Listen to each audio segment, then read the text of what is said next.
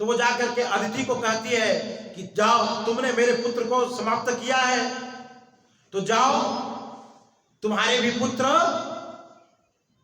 जन्म लेते ही मृत्यु को प्राप्त हो जाएंगे और तुम्हें कारागार में बंद रहना पड़ेगा। और तो वही दिति जो थी, अदिति, वो देवकी बनी और रोहिणी, अदिति जो दिति थी वो रोहिणी बनी। तो उन्होंने श्राप दिया कि जाओ, तुम्हारा पुत्र गर्भ में ही मृत्यु, जन्म लेते ही मृत्यु को प्राप्त हो जाएगा, वही बने। जो भगवान वसुदेव जी के 6 पुत्र हुए जो मृत्यु को प्राप्त हुए। अब आखिर कारण क्या था कि वो 6 पुत्र मृत्यु को प्राप्त हो गए? एक समय की बात है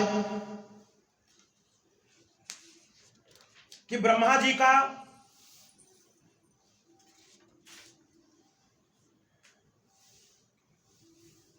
माता सरस्वती पे एक बार अपना हृदय आ गया और उन्होंने सोचा कि मैं सरस्वती के साथ अपनी काम वासना को शांत करूं, अर्थात वो सरस्वती जी पे मोहित हो गए। उसी समय एक ऋषि पत्नी थी जिसका नाम था उर्णा, उसके 6 पुत्र थे। वो 6 पुत्र वो देख रहे थे ब्रह्मा जी को और ब्रह्मा जी को देख करके हंसने लगे कि देखिए ये सृष्टि की रचयिता है और इनका ये हाल है।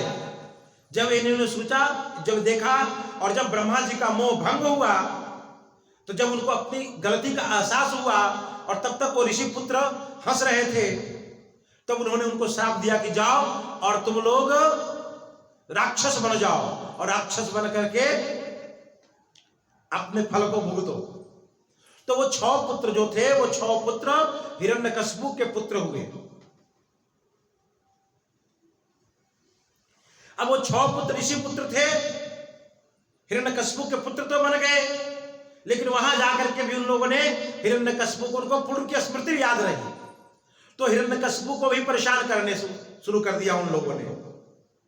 चंचल थे, तो हिरण्यकशिपु ने यह श्राप दिया कि जाओ और तुम लोग तत्काल मृत्यु को प्राप्त हो जाओगे, जन्म लोगे और जन्म लेते ही तत्काल मृत्यु को प्राप्त हो जाओगे और काल नेमी के हाथों मरोगे। तो मेरे भगवान,